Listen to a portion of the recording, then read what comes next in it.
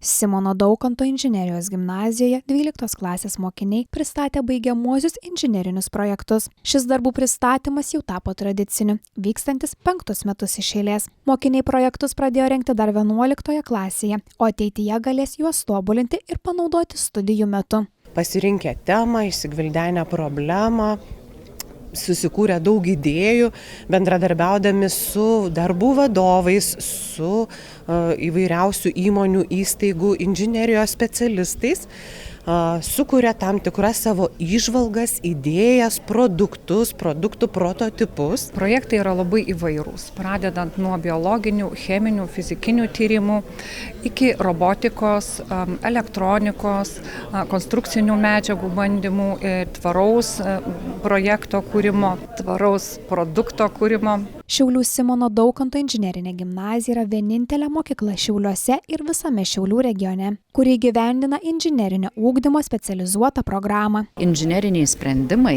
kurie gimtų realiai jaunam žmogui dirbant inžinieriu, jis jau išbando tą savo kompetencijas, dar nebūdamas juo. Tai vienareikšmiškai tai yra labai prasminga. Dar vienas iš privalumų, kad mokiniai gali save pasitikrinti, ar baigę mokyklą, jie pasirinks inžinerinės studijas. Ta kūrybiškumo kompetencija, naudojant įgytą žinias įvairiausių dalykų, jinai yra labai svarbi ir labai tikslinga ateities kelio pasirinkimui, profesijos pasirinkimui.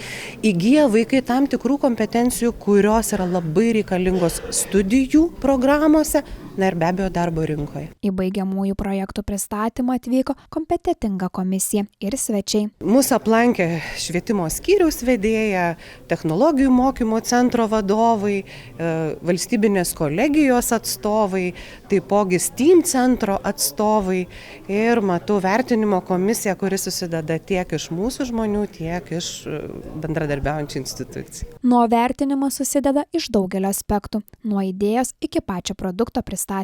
Tiesa, gimnazistai pristatymus turėjo paruošti lietuvių ir anglų kalbomis. Nuo idėjos originalumo iki darbo atskleidimo tos idėjos įgyvendinimui.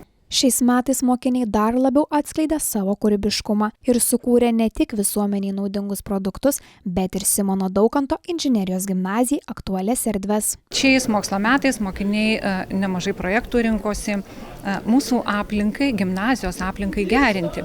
Jie projektavo, pavyzdžiui, požeminės aikšteles, dviračių stovėjimo tokią kolonėlę, kurioje atsistojęs su dviračiu tu gali dviratį minti ir gali pakrauti tam tikras baterijas, prie kurių gali prisijungti savo mobilų įrenginį. Taip pat, pavyzdžiui, takelio klojimas gimnazijoje, kuris takelis yra pritaikytas su judėjimo negalia žmonėms. Šiais metais labiausiai sužavėjo projektas robotas piktžolėms pjauti. Šiemet mes turime sukurtą robotą, kuris gali mechaniškai ravėti piktžoles. Jis veikia su jutikliais, jis važiuodamas lysvę nustato piktžolės dydį ir ją mechaniškai sunaikina, supjausto. Tokį robotą sukūrė Tadas, kuris savo močiutės kieme pastebėjo daug augančių piktžolių, o jai pačiai jau sunku jas išravėti. Pristačiau piktžolių naikinimo robotą, kuris važinėdamas aptinka piktžolės ir jas panaikina. Pamačiau savo močiutę, kuri jau yra ganėtinai sena ir turi problemų su nugara, prižiūrint savo visas lysves ir pagalvojau, kad jai tikrai yra sunku dėl jos amžiaus. Tai pagalvojau, reikėtų sukurti robotą, kuris padėtų įvairiems žmonėms su ta problema. Tačiau teko susidurti ir su keliais sunkumais. Sekėsi kurti gerai, iki kol sutikau kelių problemų, dėl kurių nepabaigiau roboto, nes man reikėjo papildomų detalių, kurių neturėjau, bet reikėjo tiesiog nusipirkti jas, bet nespėjau tai padaryti. Visai norėčiau pabaigti, nes dabar nelabai smagu palikti tokią nepabaigtą projektą, dėl kurio tiek daug laiko jau stengiausi. Moksleiviai turėjo parengti plakatus su trumpais aprašymais ir nuotraukomis, taip pat pristatymo dokumentus bei savo produktą, jei jį galima transportuoti. Šiandien pristatysiu savo daugiafunkcį telefono dėklą, kuris ne tik apsaugo telefoną nuo smūgių, bet tuo pačiu jame yra ir vieta po telefono pakrovėjui. Taip pat yra magnetas skirtas automobilyje pritvirtinti telefoną. Paruošiau ir praktiškai yra fizinis daiktas, telefono dėklas, būtent tokiam modeliui, kokią išrinko mokykla. darėm bandymą, atlikom tyrimą, koks telefonas yra dažniausias mūsų mokykloje ir palei tai ir gaminau telefono dėklą. Naudojau TPU plastiką, spausdinome telefono dėklą su 3D spausdintuvu, brėžinį dariau su SolidWorks programa. Tai sekėsi tikrai neblogai, buvo ir tų iššūkių, bet viskas pavyko ir džiaugiuosi tuo. Šiandieną pristatinėjau savo ilgametį per 11-12 klasę besitęsiantį projektą, kurio metu aš nagrinėjau arkinių parabolinių tiltų konstrukcijas naudojantis parabolių grafikus. Gimnazistai džiaugiasi, kad mokykloje yra būtent tokia galimybė ne tik teoriškai, bet ir praktiškai išbandyti inžinerinius projektus ir sako, kad ateityje gautos žinios ir patirtis išties pasitarnaus. Manau, tai yra puikia galimybė ir išbandyti save, ir išmokti kažką naujo, sužinoti kažką naujo. Todėl, nes tikrai ne kiekvienas, manau, ir ne kiekvienoje mokykloje gali padaryti tai.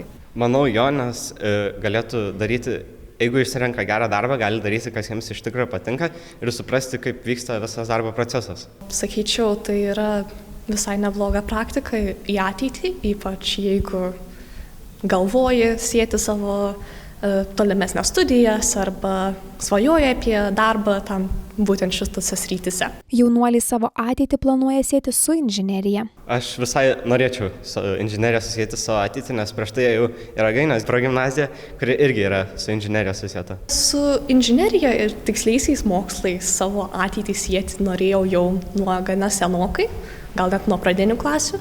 Baigiamųjų projektų pristatyme mokinių tarpe populiariausios temos elektronikos, darnios aplinkos ir automobilizmo srityse. Geriausiai vertinti projektai – parabolės savybės, tiltų konstrukcijų analizė ir daugiafunkcinis telefono dėklas. Taip pat su inžineriniais projektais susipažino Erasmus+ dalyviai iš Vokietijos, Prancūzijos, Švedijos ir Nyderlandų.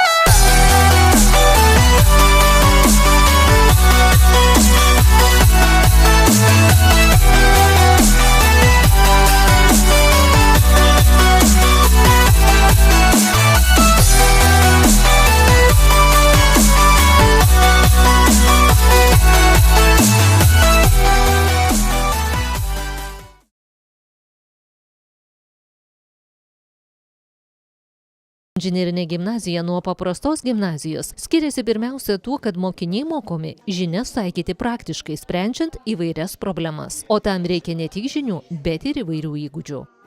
Be tų įgūdžių, aišku, mokiniams ugdomos įvairios kompetencijos, kurios reikalingos bus ateities darbo rinkoje, tokios kaip problemų sprendimo, kritinio mąstymo, komandinio darbo.